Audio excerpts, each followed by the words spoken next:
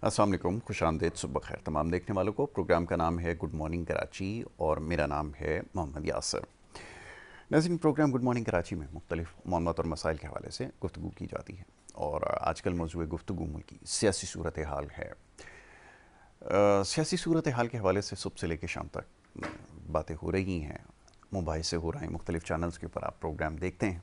हमें तो खैर इतना मौका नहीं मिल पाता और शायद दिलचस्पी भी नहीं रही, लेकिन बहरहाल क्योंकि काम की नौइयत ऐसी है कि ये सारे मामलात इन पर नज़र रखना ज़रूरी है। तो बहरहाल हम भी एक कोशिश करते हैं अपनी इसी के मामलात के ऊपर गुफ्तगू की जाए, मगर अंदाज़ थोड़ा सा मुख्तलिफ रखा जाए, ये ज़रूरी है। सुबह का वक्त होता है, लोग हमारे यहाँ क्योंकि देर से उठने की आदत है, तो जब उठते हैं और टीवी के ऊपर देखते हैं तो कोशिश ये होती है कोई ऐसी चीज़ देखी जाए जिसको देख कर शायद दिन का आगाज़ अच्छा हो जाए। तो बहरहाल अब सियासी सूरत हाल, मुल्क की मौशी सूरत हाल दो बड़े अहम मौजू हैं। इनके ऊपर गुफ्तगू करना और फिर यहाँ से दिन का आगाज़ करना, बहरहाल इसका मकसद सिर्फ़ एक होता है कि आपको हालात हाज़िरा से आगाह रखा जाए और सबसे ज़्यादा ज़रूरी है। पहले वक्तों में ऐसा ही हुआ करता था, आजकल तो खैर नौजवान नस्ल की कोई दिलचस्पी इसमें नहीं है और ज़ाहिर है कि उनके पास मोबाइल टेलीफोन है, तो उसके बाद उनकी कोई दिलचस्पी नहीं है कि हालात हाज़िरा के ऊपर नज़र रखी जाए। वो फेसबुक, सोशल मीडिया, ये व्हाट्सएप से इतनी इंफॉर्मेशन मिल जाती है, अब सही या गलत एक अलग बहस है कि उसके बाद उनको शायद मुताले में दिलचस्पी नहीं है, ना ही वो उसको जानना चाहते हैं। तो बहरहाल मुल्क की सियासी सूरत हाल के हवाले से गुज़िश्ता रोज़ भी गुफ्तगू हुई, आज भी मामलात इसी तरह कुछ ज़ेर बहस आएंगे। उसमें जो सर फहरिस्त है वो मुल्क की मौशी और सियासी सूरत हाल, उसके ऊपर बात करेंगे। मुअज़्ज़ज़ मेहमान तशरीफ़ फरमाएं, उन्हें खुशामदीद कहता हूँ और उसके बाद फिर गुफ्तगू के सिलसिले को आगे बढ़ाऊँगा। जनाब, सबसे पहले हमारे मुअज़्ज़ज़ मेहमान अब्दुल रज़ाक बाजवा साहब पाकिस्तान पीपल्स पार्टी के मरकज़ी रहनुमा हैं और हमारे बड़े अच्छे दरीन दोस्त भी हैं। सुबह के वक्तों ने हम कोशिश करते हैं कि मदऊ करें और उनसे हालात हाज़िरा के ऊपर गुफ्तगू की जाए और बड़ा बेलाग तबसरा भी करते हैं। अब्दुल रज़ाक बाजवा साहब को मैं खुशामदीद कहता हूँ। बाजवा साहब, शुक्रिया यासिर साहब, सुबह खैर। सुबह खैर आपको भी। जनाब, उनके हमरा तशरीफ़ फरमाएँ। नासिर याद साहब, आप तजियाकार हैं, हमारे साथ अक्सर व बेशतर प्रोग्राम में आप उनको देखते हैं, बड़ी अच्छी गुफ्तगू करते हैं उनकी माशी सूरत हाल और सियासी सूरत हाल के हवाले से, और उसके साथ साथ समाजी मसाइल पर भी बड़ी सरासिल गुफ्तगू आप हमेशा करते हैं जब भी प्रोग्राम में तशरीफ़ लाते हैं। आज सुबह के वक्त उन्हें मदऊ का रखा है, उन्हें खुशामदीद कहता हूँ। नासिर भाई, बहुत शुक्रिया बड़ी मेहरबानी आपकी प्रोग्राम में वक्त देने के लिए, आपको भी सुबह खैर। अब रज़ाक भाई, सूरत हाल का जायज़ा करते हैं। कानून साजी एक मसला बन चुकी है। आप बहैसियत सियासी कारकुन, आप एक तजियाकार भी हैं हमारे, क्या आप समझते हैं ये कानून साजी का जब मरहला जब आता है तो उसको बहुत ज़्यादा मुतनाज़ बना दिया जाता है? अभी वाक़तन हो क्या रहा है? क्या आपके ख़्याल में जो कानून साजी होने जा रही है इसके लिए जो लोग हैं उनको एतमाद में लेना ज़रूरी है? आप क्या समझते हैं कि महज सिर्फ जो हुकूमत की इत्तेहादी जमातें हैं उनको एतमाद में लेना काफ़ी होगा, ये जब भी कोई मुल्की मफाद में अगर उसको समझा जाए कि कानून पास हो रहा है तो उस पर तमाम लोगों के सामने उसको रखना भी ज़रूरी है और उसके बारे में बात भी करना ज़रूरी है? आपकी क्या इसके ऊपर आए, मैं चाहूँगा ज़रा इसके ऊपर बताएं। जी बहुत शुक्रिया यासिर साहब। अलल सुबह बड़े मज़ेदार सवालात आ जाते हैं। पाकिस्तान की आवाम रात को टीवी चैनलों के टॉक शो वगैरह सुनकर सोती है और सुबह फिर नाश्ते में उन्हें दोबारा वही मिल जाता है, दस्तयाब हो जाते हैं वो लोग। ऐसा ना हो कि लोग हमसे तंग आ जाए। तो बहुत शुक्रिया। हाँ, जहाँ तक रही कि कानून साजी का अमल, तो मैं समझता हूँ कि देखें, जो ऐवान है, जमहूरियत है, जो इसम्बलियों का इंतखाब किया गया 1973 के आयन में, तो वो सिर्फ कानून साजी के लिए ही इसम्बलियाँ और सेनेट बनाए गए थे और इनकी सिर्फ इतनी ही जिम्मेदारी होती है अरकान इसम्बली की कि वो कानून साजी में अपना रोल प्ले करें और अपनी आवाम को वो रिलीफ दें, वो सहूलतें दें जो उससे कबल नहीं होती मुल्क में।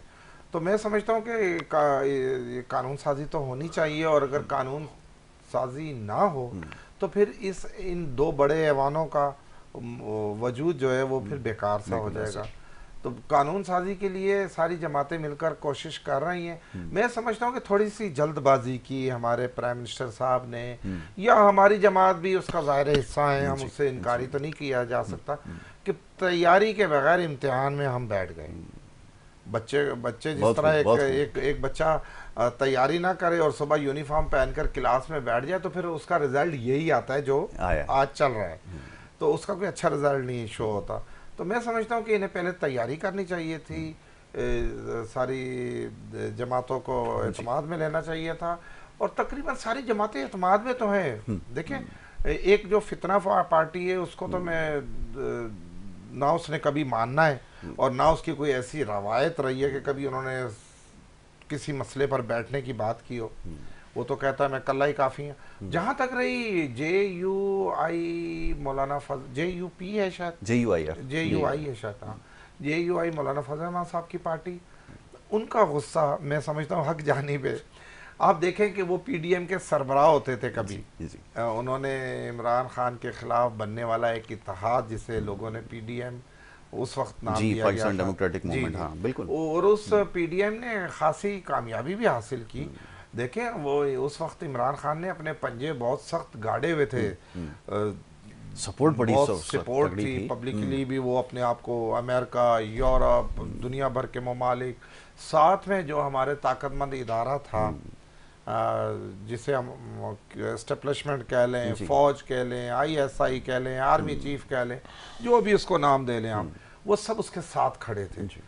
तो उसको उस वक्त हटाना जो है वो पॉसिबल ही नहीं था, लोग यकीन ही नहीं करते थे। जिस वक्त मैंने तहरीक इंसाफ छोड़ी तो लोग मजाक उड़ाते थे कि तुमने तो बहुत बड़ा जुल्म किया है अपने साथ, कि कहाँ आसमानों पर इमरान खान, और मैं देख रहा था कि ये ज़्यादा देर उड़ नहीं पाएगा, इसका ईंधन ख़त्म हो जाएगा और ये गिर जाएगा। मैं सियासी कारकुन हूँ तो मैं अपने तजिए से मैंने समझा कि ये तो मौलाना फजल रहमान से सारा काम तो ले लिया, चाहे सियासी जमातों ने लिया, चाहे ताकतमंद इदारों ने लिया। मौलाना साहब ने, मैं उनकी नीयत पर कोई शक नहीं करता, उन्होंने बड़ी ईमानदारी से जो है वो इमरान खान की रुखसती में अपना किरदार अदा किया। और जब वो रुखसत हो गए और जब एक दोबारा से इलेक्शन आए तो उनकी पार्टी को शायद उतनी अक्सरियत नहीं मिली कि वो जो है वो कोई रोल ज़्यादा प्ले कर सकती। तो उसका तो एक तो उन्हें उसका भी बहुत गुस्सा है। दूसरा, जब ये मौजूदा जो 2023 की गवर्नमेंट बनी, जो आज की गवर्नमेंट है जिसमें शहबाज शरीफ साहब प्राइम मिनिस्टर ऑफ पाकिस्तान बने, तो उसमें भी उनकी राय को कोई खासी अहमियत नहीं दी गई, उनसे मशावरत नहीं की गई, या उन्हें एडजस्टमेंट उनकी नहीं हुई, ये भी क्या कहा जा सकता है। और हालांकि होनी चाहिए थी, हालांकि होनी चाहिए जितना जितनी उन्होंने इस मौजूदा गवर्नमेंट के दौर में मेहनत की थी, आपने तो उन्हें ऐसे दूध से मक्खी की तरह निकाल के बाहर कर, उसका गुस्सा है। वरना कभी मौलाना फजल रहमान साहब इस फितना पार्टी को सपोर्ट ना करते। अब बात आ गई है अना की, बात आ गई है इज्जत की, बात आ गई है असूल तो हमेशा मौलाना फजल रहमान साहब तो मैं समझता हूँ मोहतरम मौलाना फजल रहमान, वो तो परवेज मुशर्रफ के साथ भी रहे, उन्होंने अपना चीफ मिनिस्टर बनवाए थे दुरानी साहब को, तो वो तो बेनज़ीर साहबा के दोनों अदवार में भी वो रहे, गवर्नमेंट का हिस्सा, नवाज शरीफ के साथ भी रहे, कश्मीर कमेटी आ गई बिल्कुल। तो ऐसा कुछ नहीं है कोई। अच्छा, जहाँ तक ये जो कानून साजी है या एक 26वीं तरमीम, जो आईनी तरमीम जिसको नाम दिया गया, उसका मैं समझता हूँ कि उसमें क्या खराबी है, मुझे बताएं। उसमें तो कोई खराबी नहीं, ये तो अवाम की डिमांड है।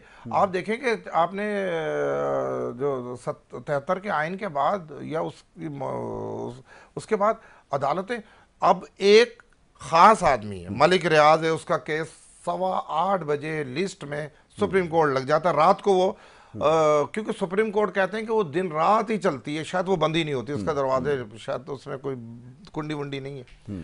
तो वो रात को अगर 11 बजे भी उनका लॉयर जाके केसेस जमा कराते हैं और रात को ही नंबर लग जाता है, और सुबह 8:15 बजे, 8:30 बजे, 8:45 बजे हम टीवी पर उनका वो देख रहे होते हैं कि जनाब ये पटिशन लग गई है। चाहे प्राइम मिनिस्टर की पटिशन हो, इमरान खान की पटिशन हो, यानी जो भी इस मुल्क के ताकतमंद लोग हैं, पैसे वाले लोग हैं, जागीरदार हैं, हिम्मत वाले, कुव्वत वाले लोग हैं, वो तो 8:30 बजे इंसाफ ले लेते हैं सुप्रीम कोर्ट से। मुझे बताएं, मैं 24 करोड़ आवाम हूँ, मैं 1 करोड़ लोगों की बात नहीं करता, मैं उन 23 करोड़ लोगों में जरूर अपने आप को शुमार करता हूँ। 1 करोड़ जाहिर है इसमें VIPs हैं और होंगे। मेरी तो पटिशन जो है वो 20 साल भी नहीं लगती। मुझे तो फांसी होने के बाद मेरा रिलीज आर्डर आता है जेल से। ऐसे वाकयात भी हुए हमारी सुप्रीम कोर्ट में कि जो कैदी हैं वो 10-10, 15-15 साल उन्होंने अपनी पटिशनरें लगाई थी, क्योंकि उनके पास बड़ा लॉयर करने के पैसे नहीं थे, क्योंकि उनका वकील रोज़ाना जाता नहीं था, क्योंकि वो उनके वकला की जो है वहाँ के जजिस के साथ बहुत ज़्यादा क्या कह सकते हैं, बस सही, मैं समझ गया कोई इतने अच्छे ताल्लुकात नहीं होंगे।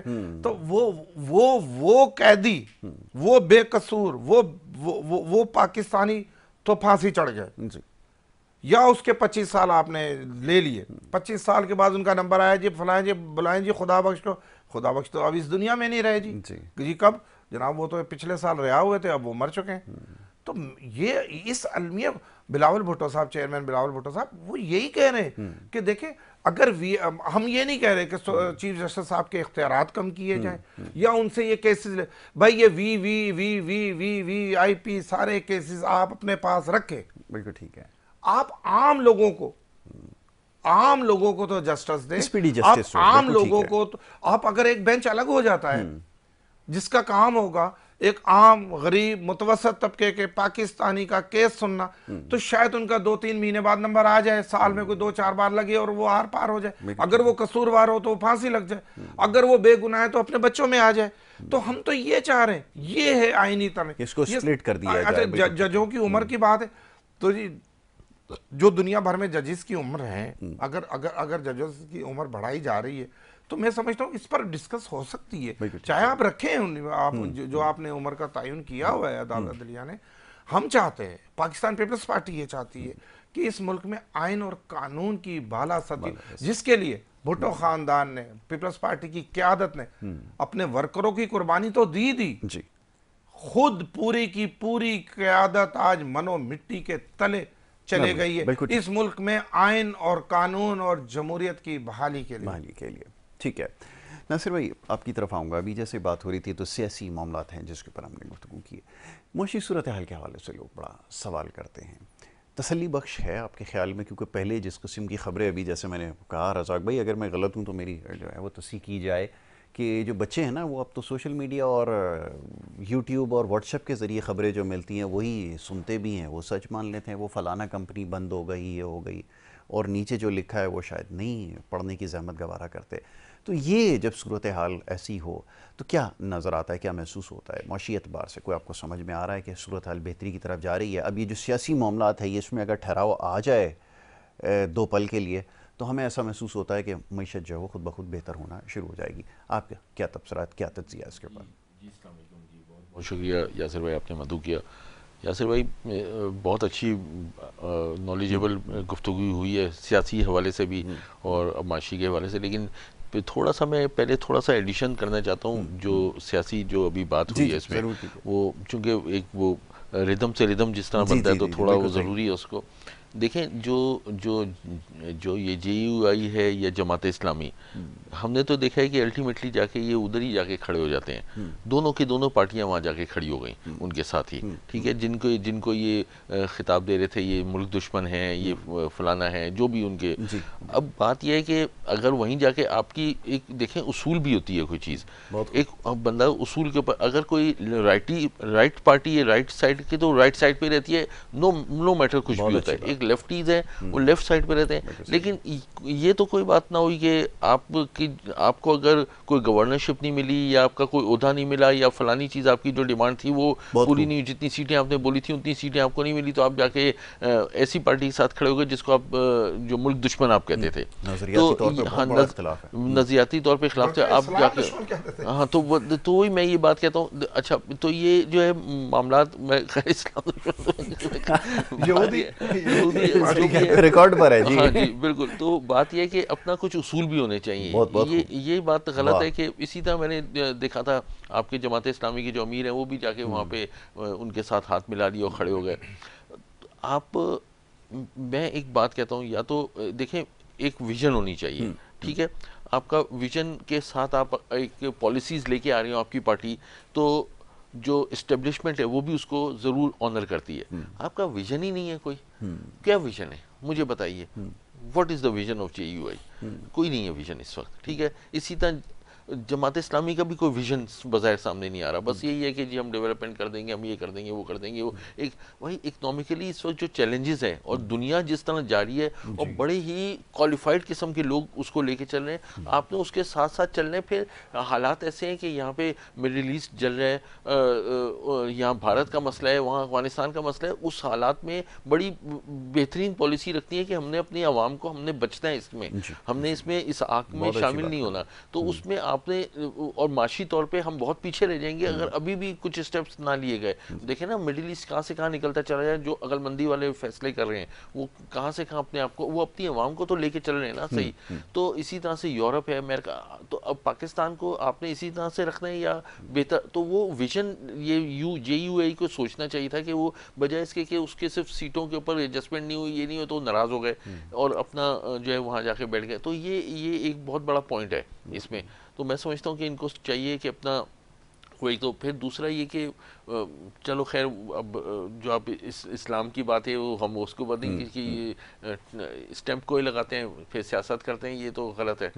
चलो खैर, अब जहाँ तक माशी के मामलात हैं, माशी मामलात बहुत बुरे चैलेंजेस थे जो आपके शेख रशीद साहब बड़ा अच्छा फरमा गए थे कि इमरान खान ऐसी बारूदी सुरंगें बिछा गए जो ये सारी ज़िंदगी भी साफ़ नहीं कर सकेंगे। वही हो रहा है, वही मसले मसाइल आ गए हैं कि वो जो माशी तौर पे वो एक के बाद एक नई मसले खड़े होते चले जा रहे हैं। जो पुराने जो मसले क्रिएट किए गए, चाहे वो IMF से क्रिएट किए गए, आप देखें ना स्टेट बैंक पूरा IMF के हवाले कर दिया। इसी तरह और जो स्टेप्स इन्होंने जो गलत किस्म के स्टेप्स ले लिए, ठीक है, इन्होंने खुद कर्जे लिए थे डॉलर टर्म में 8-9% उस वक्त लिए थे कर्जे, ठीक है, डॉलर टर्म में। तो वो क्यों अब वही चीज़ वो बाइट बैक कर रही है। अब इनको बचने के लिए, हालांकि इनको रेमिटेंस भी आ रही है, एक तरफ हम देख रहे हैं 6 अरब डॉलर की 5-6 अरब डॉलर की रेमिटेंस आ रही है पर मंथ। इसके अलावा इनकी एक्सपोर्ट भी बढ़ी है, 14% एक्सपोर्ट भी बढ़ी है। सारे इंडिकेटर बेहतर हैं, डेवलपमेंट हो रही है, एक स्टेबिलिटी आई है। आपका पेट्रोल जो है वो 80 रुपये नीचे हुआ है, आपका डॉलर भी 50 रुपये नीचे आया हुआ है। अभी अगर आज कोई IMF से आज कोई डील होती है, कोई बन जाती है, तो आप देखें 2-3 रुपये और भी नीचे आने के चांस है। तो ये एक बेहतरी की तरफ सारा कुछ है। लेकिन उसके बावजूद भी मामलात इस तरह समझ नहीं रहे कि इनको IMF के दर पे जाना पड़ रहा है।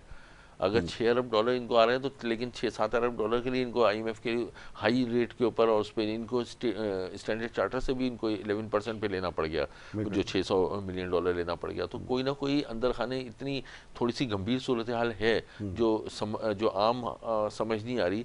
तो इस वक्त ज़रूरत इस बात की है कि एक जो रिदम है उसको चलने दिया जाए ताकि वो चल के आप एक कुछ किसी तरफ खड़े तो हों। ऐसा ना, इसलिए कि अब अगर बिगड़ा कोई सिस्टम जो कि बिगाड़ने की बड़ी कोशिश हो रही है, हर जगह से कोशिश हो रही है, तो वो फिर संभलने के लिए बड़ा मुश्किल हो जाएगा, बहुत ज़्यादा टाइम लग जाएगा आपके ख्याल में। बिल्कुल सही बात है कि ये काफ़ी देर के बाद ऐसी सूरत हाल आई है, 3-4 साढ़े 4 साल के बाद कि सूरत हाल बेहतरी की तरफ जो है वो गामज़न है, खुदा का शुक्र है। और यही वो तजर्बे हैं या वो ये जो कुछ होता है ना, इसको मैं क्या नाम दूँ, हमारे यहाँ तो उसको एडवेंचर ही कहा जाता है। इसकी बड़ी भारी कीमत फिर हमने चुकाई है। अब मीशत के ऊपर जब भी हम बात करते हैं तो बड़ी देर के बाद ऐसा हुआ है कि थोड़ा हमें सूरत हाल में बेहतरी नज़र आई। लेकिन अगर फिर इसी तरह के सिलसिले होंगे और यही ट्रांसफ़र, पोस्टिंग, एक्सटेंशन और इस तरह के मामलात हुए तो फिर सूरत हाल एक्सपोर्टर्स भी इस वक्त एक्सपोर्टर्स भी ये कह रहे हैं कि डॉलर चूंकि रुका हुआ है, इंपोर्टर भी वो एक बंदा कंसिस्टेंसी से काम कर सकता है, अगर पता होता है कि मैं हाँ, ये नहीं कि सुबह उठा तो 5 रुपए बढ़ गया, फिर सुबह उठा तो 10 रुपए गिर गया, फिर उठा तो ये हो रहा था। हाँ, जो पहले हो रहा था। बेगम साहबा बता रही थी कि डॉलर जो है वो इतना महंगा हो गया, कोई सौदा ही नहीं कर पा रहा था। आप रात को सौदा करें, सुबह अगर डॉलर 5 रुपए बढ़ गया आपको तो सारा गया, सब चौपट हो गया गेम। तो ये प्रॉब्लम तो थी, लेकिन शुक्र अल्हम्दुलिल्लाह आज मौजूदा गवर्नमेंट में जो स्टेबिलिटी है और जो डॉलर ठीक है महंगा है, बहुत ज़्यादा महंगा है, लेकिन इसका थम जाना मैं समझ रही है ये वक्त की बहुत बड़ी बात है। बिल्कुल ऐसी है जी रज़ाक भाई। अब सवाल ये पैदा होता है कि ये जो सोशल मीडिया है ना, इसके ऊपर मुख्तलिफ़ किस्म की बातें लोग करते हैं, सवालात करते हैं, क़यासराइयों का सिलसिला बहुत ज़्यादा होती है, स्पेकुलेशन जिसको हम कहते हैं ना, वो जी नया सेटअप कोई तैयार हो रहा है, फिर से कोई एक नया शिफ्ट आएगा और हो सकता है कि जो कुरानदाजी है उसमें नाम आपका नाम निकल आए, आपकी पार्टी का नाम निकल आए। ये सिलसिला है क्या ऐसी वाकई सोच है, या आप जैसे पहले आपने सपोर्ट किया कि यार डेमोक्रेटिक सिस्टम एक चलता रहे, जैसे भी बात हो रही थी कि सियासी निज़ाम का चलना ये सब में ज़्यादा ज़रूरी है, अगर ये अपने सही तरीके से अपने अख्ताम की जानिब बढ़ जाएगा तो ये शायद सूरत हाल काफ़ी कंट्रोल भी हो जाएगी और आने वाले वक्त में हो सकता है कि बहुत सारे लोगों का अब हम दूर भी हो जाए डेमोक्रेसी के हवाले से। जी फरमाइए। देखें, ये अफवाहें जो हैं वो एक ही पार्टी, जो फितना पार्टी है, उन्हीं की तरफ से इस तरह की अफवाहें फैलाई जा रही हैं कि जी खान साहब रिहा होने वाले हैं, चीफ जस्टिस सुप्रीम कोर्ट जो है चेंज होंगे, जो नए चीफ जस्टिस साहब तशरीफ़ ला रहे हैं वो आते ही सबसे पहला काम ये करेंगे कि अडयाला जेल जाएंगे, दरवाज़ा खोलेंगे और इन्हें निकालेंगे और गाड़ी में बिठा के सीधा प्राइम मिनिस्टर हाउस लाएंगे और प्राइम मिनिस्टर हाउस के बाद इमरान खान दोबारा प्राइम मिनिस्टर। वैसे ये इस हुआ तरह तो की था माजी करीब के अंदर, हुआ। गाड़ी में लेकिन मैं बिठाकर गाड़ी समझता हूँ भेजी गई, कि गाड़ी के अंदर बिठाया गया, ये सब कुछ तो हमने देखा। उस इक़दाम ने देखे हमारे मुल्क को किस दहान पे ला के खड़ा कर दिया। हम जिस तरह भी एक जुमला कह दूं, ज़बान पर आ गया, बड़ा तारीखी जुमला था ना, गुड टू सी यू। आपको बड़ी खुशी हुआ, ये हमने सुना, लाइव सुना, लाइव चैनलों पर सुना। Good to see you. और मैं समझता हूँ कि अब खुदा ना करे कि ऐसा कभी दोबारा हमारे मुल्क में हो। जस्टिस जो होना चाहिए वो सबके लिए एक जैसा होना चाहिए, एहतराम सबके लिए होना चाहिए और जो कुछ वो हुआ मैं कहता हूँ उसे अब माजी समझ के हमें भूल जाना चाहिए और ये अफवाहें फैलाई जाए। हाँ, जहाँ तक रहा कि पाकिस्तान पीपल्स पार्टी को कोई इक़्तिदार मिलने के इम्कानात हैं तो अल्हम्दुलिल्लाह इक़्तिदार तो हमेशा पाकिस्तान पीपल्स पार्टी के पास रहा है। हमें इक़्तिदार की कोई भूख नहीं है। देखें, हमने अपनी पूरी क़यादतें पूरी मतलब ख़ानदान मरवा दिया पाकिस्तान पीपल्स पार्टी ने, कत्ल करवा लिया, फांसियाँ चढ़वा ली। हमने तो अपने हिस्से की कुर्बानी दे दी है और हमने अपने अमल से ये साबित भी किया। आप पीपल्स पार्टी के तमाम अदवार देख लें, भुट्टो साहब के दौर में जो तरक्की हुई इस पाकिस्तान की, कोई ढकी छुपी नहीं है। मेरा बदतरीन मुखालिफ भी पाकिस्तान पीपल्स पार्टी का जो नाम भी ना सुनना चाहता हो, वो भी जुल्फ़िकार अली भुट्टो के कारनामों पर फ़ख्र महसूस करता है। फिर मोहतरम बेनज़ीर भुट्टो साहिबा 2 बार जब इक़्तिदार में आई, उन्हें नहीं चलने दिया गया या वो नई हुकूमतें कामयाब हुई हो सकी, उसमें साजिशों के ज़रिए उसे ख़त्म किया गया। आप देखें कि उस अदवार को लोग आज तक याद करते हैं। तो हमें तो जब ज़रदारी साहब का दौर या जो आज मौजूदा हमें जितना हिस्सा मिला है इस इक़्तिदार में, आज भी हम अल्हम्दुलिल्लाह अवाम की खिदमत कर रहे हैं। ये मैं ज़रूर एक्सेप्ट करता हूँ कि जिस रफ्तार से पाकिस्तान पीपल्स पार्टी को हमें काम करना चाहिए और करना चाहते हैं और अवाम जो चाहते हैं, हमें उस रफ्तार में काम नहीं हो रहा। मैं तो अपनी पार्टी की क़यादत से भी गुजारिश करूँगा कि सूबाई हुकूमत पर आँख रखें, इनकी रफ्तार को तेज़ किया जाए। लोगों को जितनी जल्द हम रिलीफ देंगे, लोगों को सहूलतें देंगे, तो ये खाली सिंध की तरक्की नहीं होगी, पाकिस्तान की तरक्की होगी। और फिर ये जो हमारे जो सियासी मुखालफीन हैं उनको भी इंशाल्लाह इल्ज़ाम लगाने का मौका नहीं मिलेगा। तो जहाँ कोई गलतियाँ कोताहियाँ हमसे हो रही हैं, ख़ास तौर पे कराची में खासा जो है वो लोगों के एतराज़ात आ रहे हैं। मैं तो मेयर कराची से मुर्तज़ा वहाब साहब से भी गुजारिश करूँगा कि आप थोड़ा सी अपनी रफ्तार को तेज़ करें ताकि हम जो है लोगों को इन जवाब दे पाएँ टीवी चैनलों पर, अपने सियासी मुखालफिन जमा। हमें काम की रफ्तार को बढ़ाने की ज़रूरत है। पाकिस्तान पीपल्स पार्टी के कारकुनान और पाकिस्तान पीपल्स पार्टी पूरी आवाम के मसाइल के हल के लिए, अब हमारा कोई और मकसद ही नहीं है ना, हमारी कोई हमें कोई इक़्तिदार का लालच है। अल्हम्दुलिल्लाह इक़्तिदार कई बार पाकिस्तान पीपल्स पार्टी को 4-5 बार इस मुल्क का इक़्तिदार हमें मिला है और इक़्तिदार हमारी मंजिल नहीं है, एक मंजिल है। अब बात यह है कि जो टूटा फूटा इक़्तिदार हमें मिला है, अब वफाक में तो हम हिस्सा ही नहीं है सूबे में। अब ज़ाहिर है वफाक भी तो वही पैसे देता है जो उसके पास आमदन बचती है। इस कर्ज़ों से जिकड़ा हुआ मुल्क है, किस्तें दी नहीं जा रही। इतनी बड़ी तादाद में पैसा सूबों को जितना 18वीं तरमीम के ज़रिए हमें मिलना चाहिए था, वो सब सूबे कुर्बानी दे रहे हैं। वफाक को कह रहे हैं कि जी आप हमें भली कम दे दें। देखें, हमारा मुल्क होगा, हमारा निज़ाम, सूबे भी तो उसी वक्त खुशहाल होंगे जब वफाक खुशहाल। अगर वफाक ही गिर गया और हमारे सारे मुआहदे IMF से या वर्ल्ड बैंक से या जो भी मालियाती इदारों से हमारे टूट जाते या टूट गए थे, समझे कि जो वापस आए, तो मैं समझता हूँ इनसे कतन हालात और ख़राब होने का ख़दशा हो जाता। लेकिन अल्हम्दुलिल्लाह पाकिस्तान पीपल्स पार्टी में बहुत सीनियर क़यादत मौजूद है।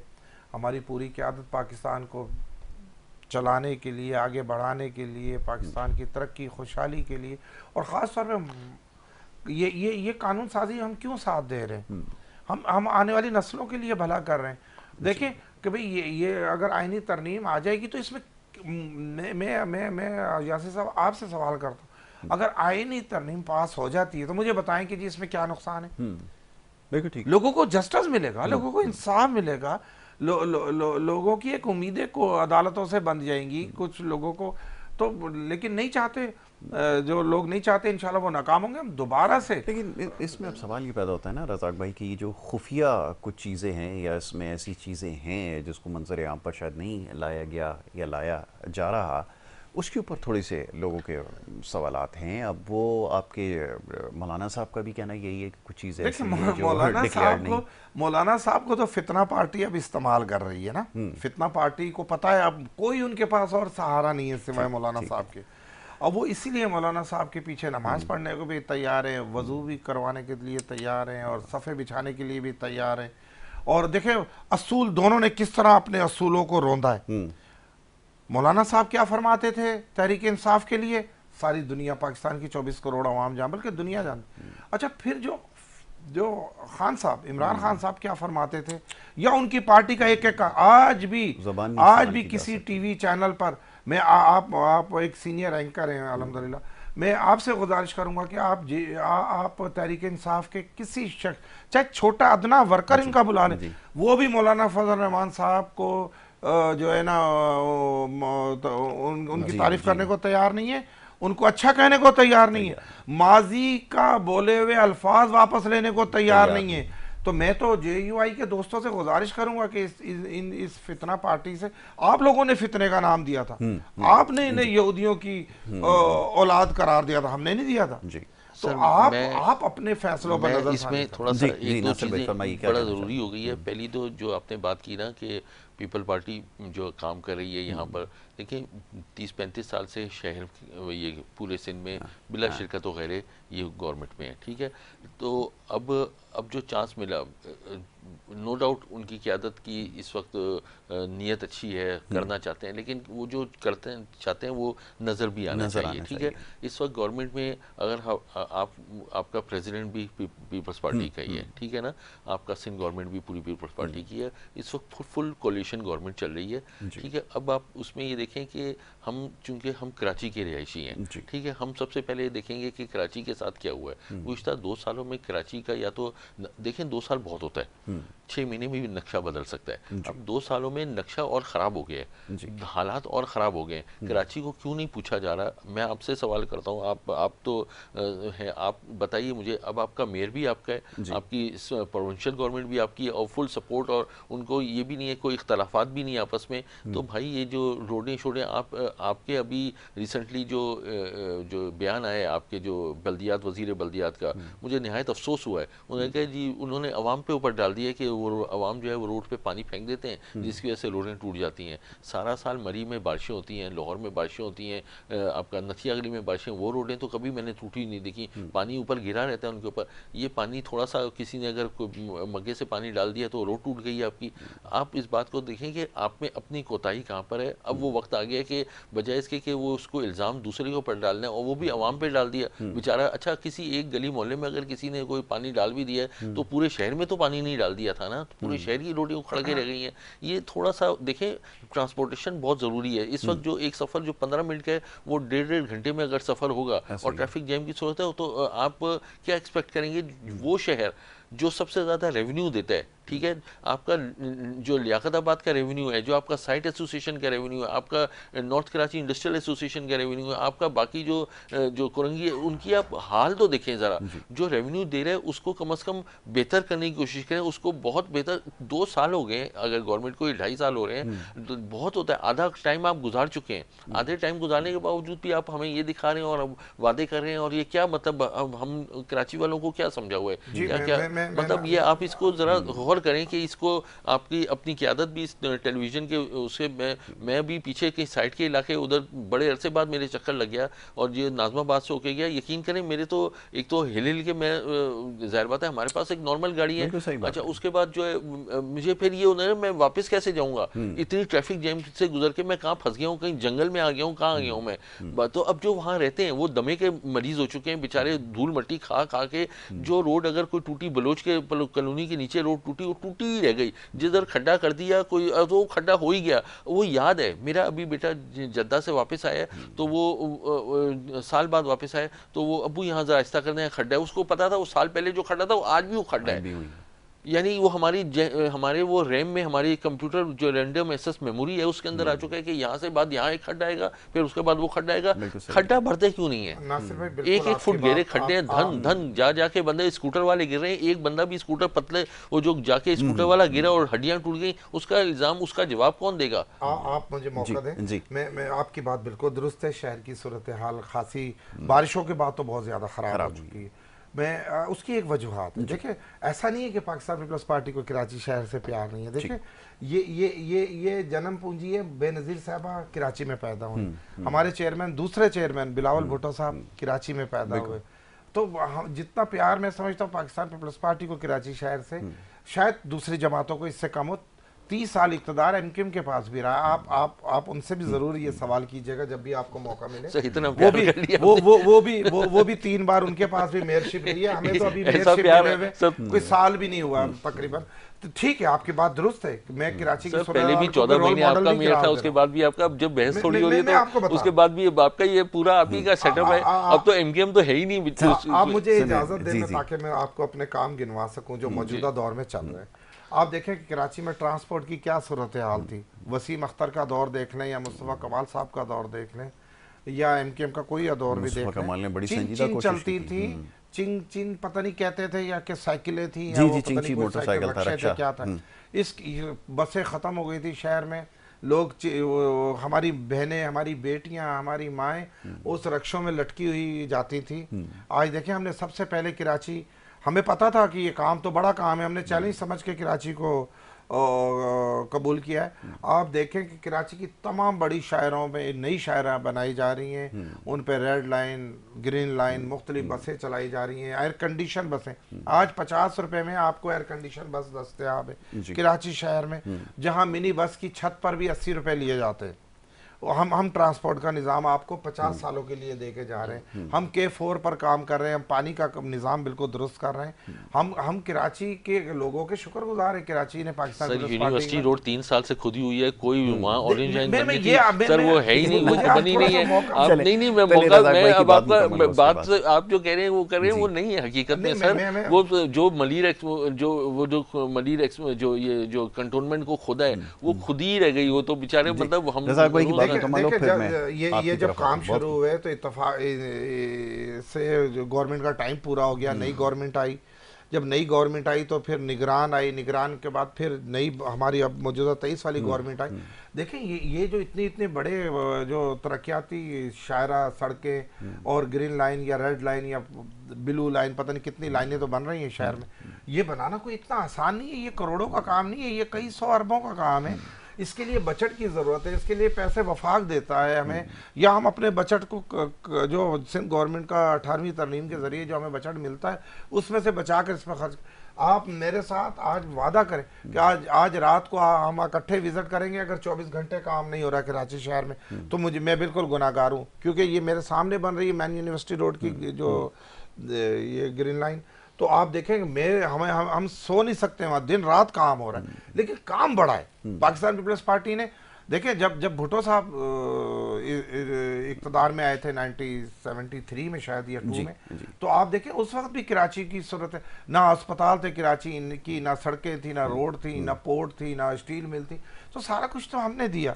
आप हमारी नीयतों पे शक ना करें।